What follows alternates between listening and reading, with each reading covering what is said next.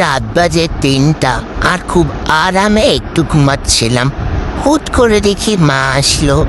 মা সুন্দর করে আদর দিচ্ছে ভালো কথা, এই ক্যামেরাটাকে কেন অন করলো? তার মধ্যে ক্যামেরার মধ্যে লাইটও জ্বালায় রাখছে। উফ, ঘুমের সময় মনে হয় এখন একটু শান্তি দিবে না। আরো মতো মেসেজ করো, আরো সুন্দর করে মেসেজ করো। হ্যাঁ, দূর হইতেছে না তো, ঠিক মতো মেসেজও করতে পারো না। হ্যাঁ, হাত টিপে দিয়ে দাও, হাতে খুব ব্যথা।